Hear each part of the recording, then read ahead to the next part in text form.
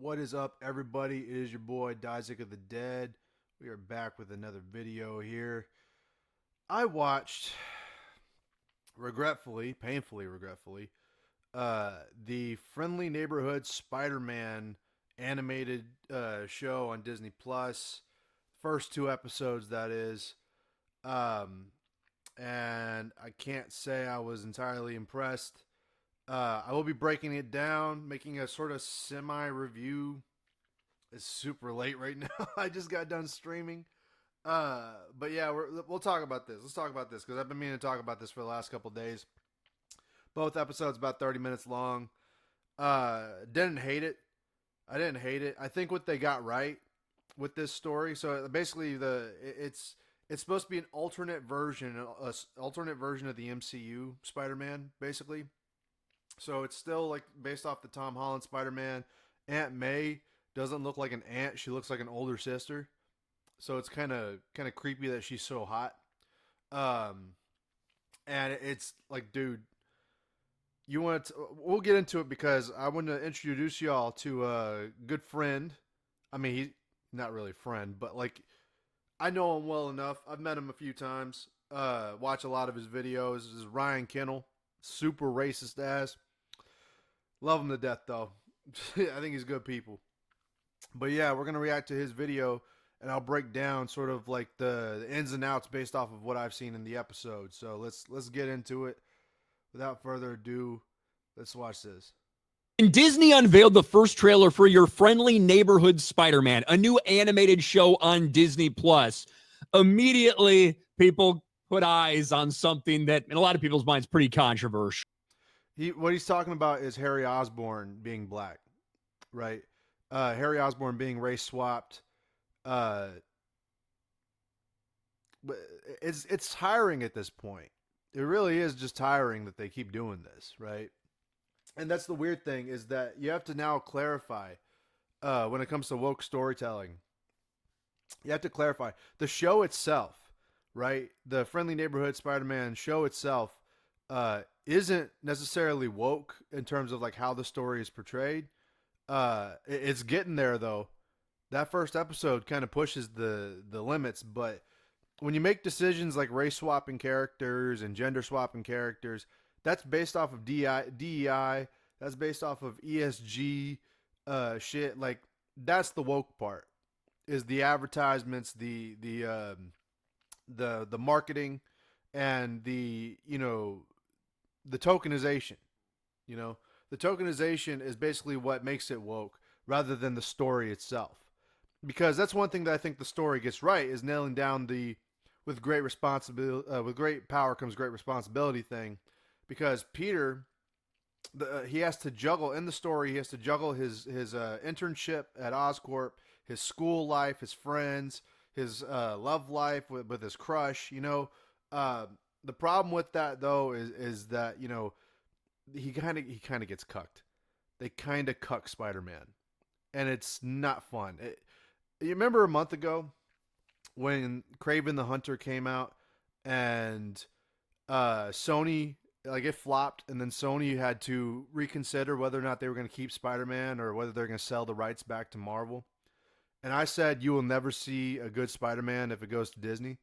It'll all just be Miles Morales from there. This is what you'll get.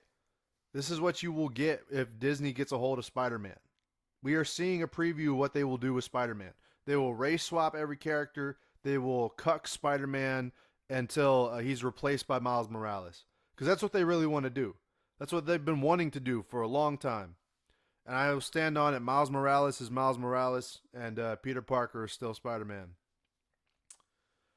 Say whatever you need to say to cope with it. That's just how it is. And the fact that they race bend everybody, gender bend everybody, it's just massive cope from people that can't create original characters and need to put everybody in blackface to validate black characters rather than just make original black characters that stand on their own. This is one of the problems I've had with Anthony Mackie as Captain America, because he's not Captain America. He's Falcon. You're literally giving an OG black character the white man's hand-me-downs. How is that shit not racist? and I get called racist for calling it out and then making fun of it in like the most insensitive way. But fucking whatever. These leftists are crazy. But let's keep going. The first look at Norman and Harry Osborn, and spoiler alert, they were race swapped. Now, this was over a month ago when they debuted this trailer. And yes, you could see Norman Osborn, black in your. The way Ryan just says black, he just sounds like he's. Oh, God bless Ryan. God bless Ryan Kennel. But yeah, no. So the thing is, for me, we see Steve Rogers next to Norman Osborn. I wouldn't be able to tell that's Norman Osborn because he don't look like Norman Osborn. This guy, they do realize this black man's gonna go crazy and turn into Green Goblin, right? Or are they gonna just not make him Green Goblin? Voiced by Coleman Domingo. So actually, I don't mind Coleman Domingo. He's a good villain, right? He would have been a great Kang if they were going to go the route that they went. He would have been a better Kang than Jonathan Majors, in my opinion. And the hairlines, right? The comic accurate hairlines of Norman Osborn they do look like this, but making him black just makes this look all froey like cornrows, and it's like that tells me that the person who made this show or the people who made this show did read the comics and said, "Nah, there ain't no way a white man's hair is like that." When in reality, a lot of people have hair that's kind of froey like that. A lot of white people, that is, they have kind of froey hair like that. I don't know what it's called or why that is. I can't relate. I have straight like straw hair. I'm like kind of blondish. You can't tell with the lighting in here, but in the sunshine, I got blonde hair. But yeah. They thought that because he had froey like rows of hair in the comic books, which is supposed to be like some fantastical thing that they had, they thought, fuck it, let's race swap him. That'll stick it to the haters. They'll stick it to them damn racists. Your friendly neighborhood Spider-Man. Harry Osborn, black and looks kind of like a lesbian. He does. Look at this dude. Look at this. Looks like fucking Shuri. It looks like a lesbian, and like, it's flaky. The show is flaky, It's really flaky because it's Gen Z Spider-Man. And it gets worse. Something that Ryan doesn't cover in this video. It gets worse because I think by now he's already seen it, but in the time of this video's release, he had not seen it, is what he says in this video. There's no Ned leads, right? And Spider-Man's bestie is this bisexual Asian chick named Nico. And it's hinted several times, not even hinted, like straight up told you to your face that she's like crushing on the same girl that Peter's crushing on. So they gender swapped they race swapped the Osborns, Harry and Norman Osborn, right? They gave him a female bisexual teenager who's crushing on his crush. Who also he's crushing on a black chick who is dating the football quarterback who is Tombstone. Lonnie Lincoln is his crush's boyfriend. So they cuck Spider-Man easily. But they race swapped his ass too. So first of all, Tombstone, Lonnie Lincoln, he was albino. He was a black albino. Like he was African American albino basically, right? In the comic books. But you wouldn't be able to tell because he looked like a zombie basically, right? So that's just what Tombstone was. He was African American already, but he was an albino. So the guy that we saw in the show is Lonnie Lincoln. He's got cornrows. He's tall. He's thin. And when he's walking home, there's a freaking cop that shows up. Like, I'm not even joking. In this little kid's show, he's walking home on the dirty fucking streets of New York, like the Bronx or something, and a cop pulls up. He's like, and it's like, dog, I get it. That shit happens sometimes. I get it. All right. We all get it that happens to young black people. I understand that. Motherfucker, I just want a good Spider-Man story. I just want a good story. Do you think that those young black folks who have to deal with that shit, do you think they want to see this shit when they get home? Do you think they want to pull up Disney Plus and be like, wow, I'm glad this show reminded me of this traumatic experience? No, just give us good Spider-Man shit. Just give us good content. Like, we don't need none of this extra, SJW shit, right? Like, why do people need to be aware, right? So anyway, let's keep going because I'm going to keep breaking down some of the episodes as Ryan is continuing to talk about this particular article. In your friendly neighborhood Spider-Man. And now we even found out, because it released its first few episodes today, that they have more race swaps, and in this case, gender swaps as well. Disney Marvel's Dr. Connors, aka the Lizard from your friendly neighborhood Spider-Man. So you have race swaps, you have gender swaps, you've got a lot of different representation in the show, apparently. But the thing that people couldn't stop talking about over the past 24 hours as this was set to premiere was the lead actor's opinions on the show, which, and we'll get back to that in a second. But yes, Dr. Connors. So the first episode, how it ends, is basically a retelling of the where Spider-Man was introduced in Civil War, Captain America: Civil War. If you remember in Captain America: Civil War, Tony Stark goes to their apartment, Spider-Man's apartment, right? And as Spider-Man's walking in, as Peter's walking in, he's like, "Hey May, I have this brand new CD player," and Tony Stark's in his living room. So they do a recreation of that scene in this show, but instead of it being Tony Stark, it's race swap Norman Osborn. And Norman Osborn's like, "Hey, I want you to intern at Oscorp." So he interns at Oscorp, and we get Dr. Connors, the Lizard, who is actually a black woman.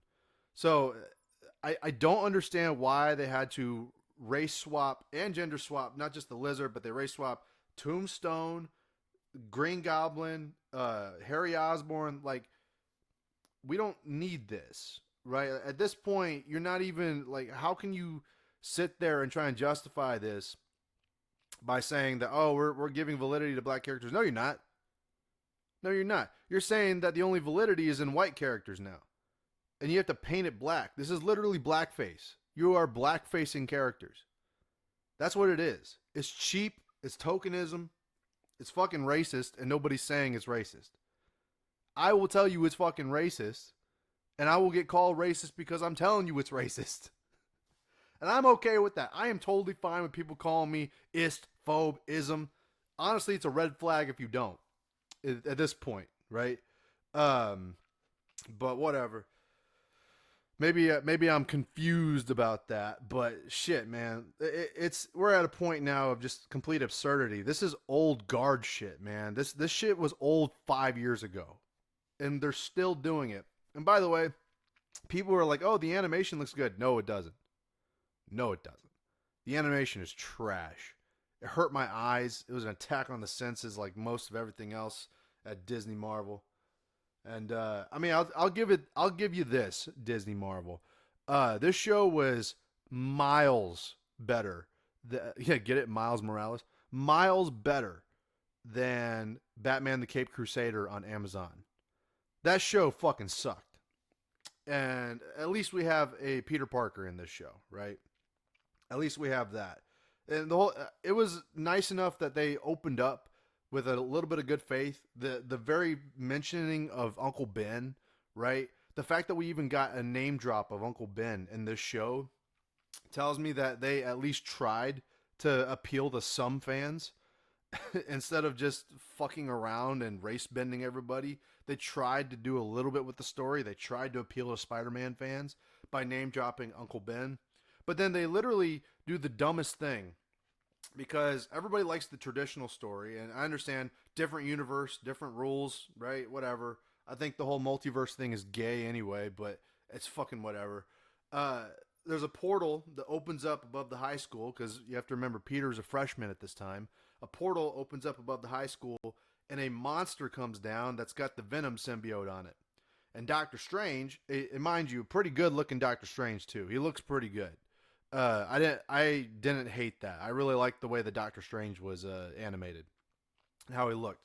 But he was fighting this Venom monster thing, because the symbiote latched onto this monster. I don't know what the monster was underneath the symbiote, but he was fighting it, and out of the portal, a little spider comes down. Where'd the spider come from?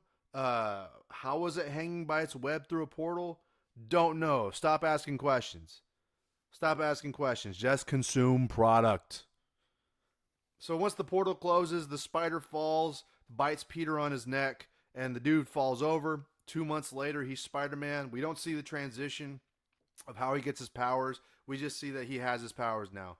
But we don't really see that either because, and this is another thing that bothers me about the show, is he has manufactured web slingers, right?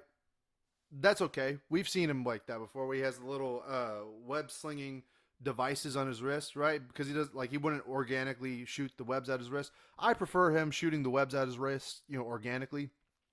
It's neither here nor there, right? Some of that's Ultimate Spider-Man, some of that's classic, 616 stuff, so whatever. Um, but even if you have him with the synthetic webs on his wrists, with little devices, his powers come from his spider senses, his ability to crawl up walls, his ability to, the spider senses was the big thing, right?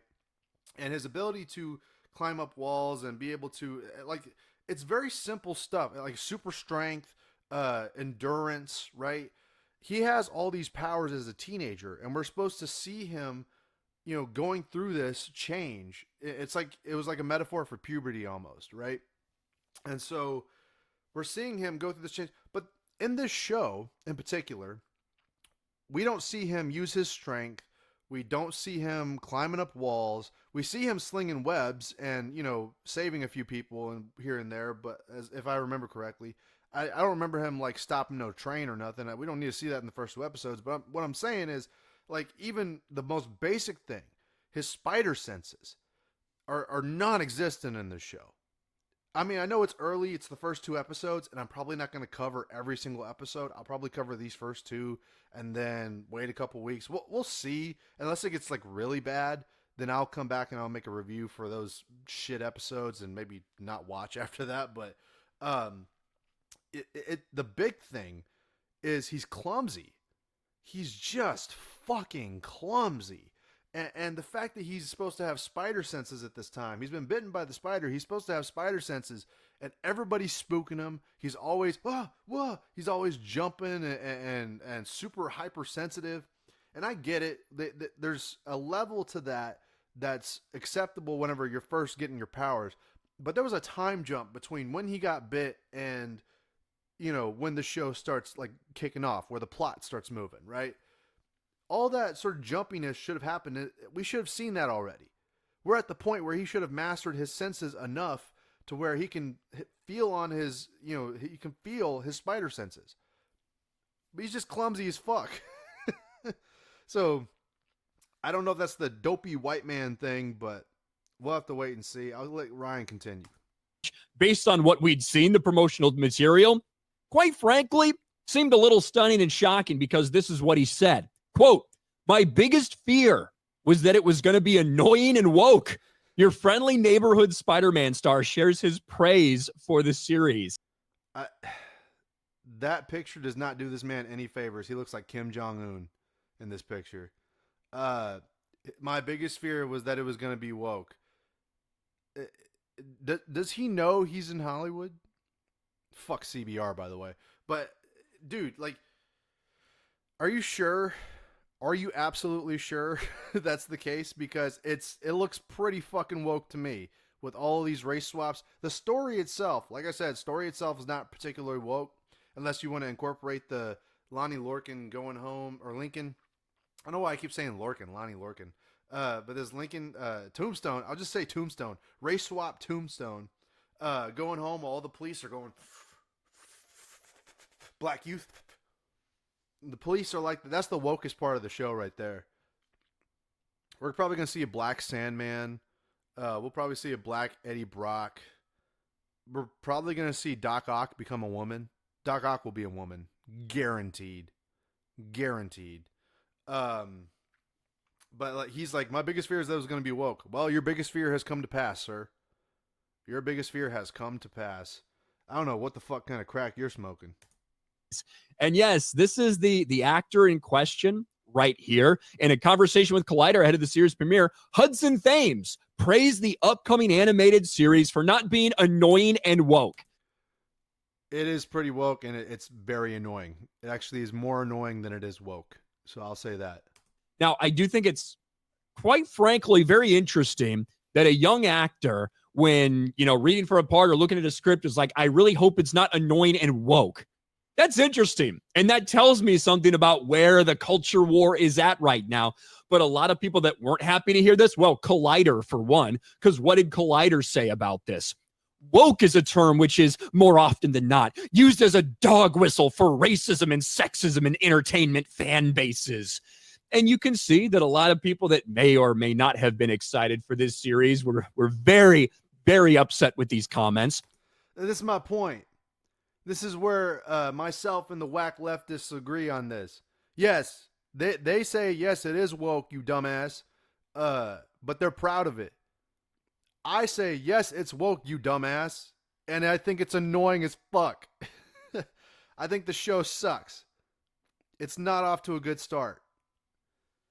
Is it like dog shit? Like, is it complete dog shit? It's not as bad as Batman Cape Crusader. It's not even as bad as Velma, but it's not good. It's not good. Not off to a great start. No. Hudson Thames Spider-Man is woke, you dumbass. I'm going to need people to stop using the word woke as a pejorative and learn what the term has meant culturally for decades. Well, you could be right. It could have meant something for decades and decades and decades, but over the past... Now listen to this. Listen to this next part because it's very important, and he explains it way better than I could. So just check this out. 10 years, it's changed. Because the term woke, when it was thrown around, and it's in decades, but over the past 10 years, it's changed. Because the term woke, when it was thrown around and used primarily in Black communities, it was about being aware of your surroundings, being aware of potential prejudices and social situations and things like this. Nowadays, it's transformed because we don't have any of these injustices that are actually around anymore. People had to go looking for them. People had to find perceived social injustices anywhere and everywhere they could. And instead of just being maybe aware of something like this, instead it was about correcting something, righting a wrong. Woke people fighting against the white man, fighting against the patriarchy, and making sure we elevate all of these other people who had to suffer under these prejudices. It's laughable, it's stupid, and it's gotten so ridiculous to the point where woke is now used as an insult towards the people that push this garbage. The activists are the people that made woke into this. So congratulations, you changed the definition of the word. Ew, well, now I don't want to watch it, says Jake Neutron. I'm not sure which is crazy, the quote itself or Collider rightfully throwing Hudson under the bus in the very next paragraph. And to his point, and like I said, he explains it way better than I could. But, I hate to say, oh, I'm not racist. Oh, my God. Like, I don't care if you call me racist at this point. It's a badge of honor, My people, my friends, my family, they know who I am. My followers know who I am. I'm not going to be sitting here and be all, oh, my bias is this, my white privilege that. It's just like, dude, if you want racism to end, just stop talking about it. Let everybody be. I have black friends, and before you say, oh, that's what a racist would say. No, motherfucker, a racist wouldn't have black friends, you fucking idiot. I have black friends. I have Hispanic friends. I have Asian friends. I can flex on that. I have experience with them.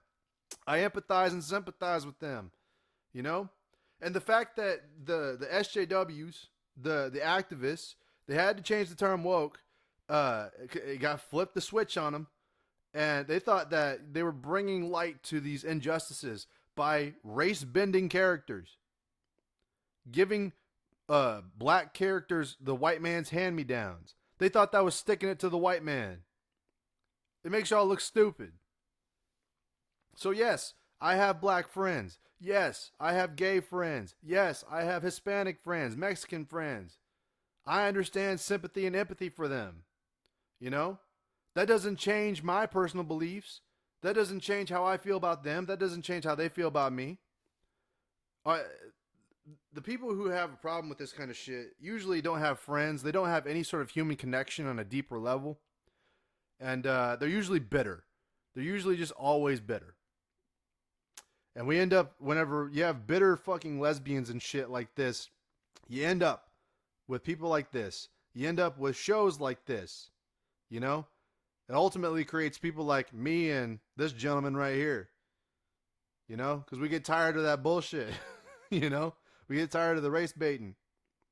But anyway, that went on to a different level that I thought it would. That I thought that'd be a nice little small review of Spider-Man. My thoughts of friendly George Floyd Spider-Man. That'll get me in trouble. That's gonna get me in trouble. Um, but yeah, let me know what you think in the comments down below. Like, share, comment, subscribe. Shout out to Ryan Kennel. If the show continues to be shit, I will make more reviews on it, but I just wanted to make some quick thoughts while reacting to Ryan's video. But I will talk to y'all in a video very soon. Don't smoke crack.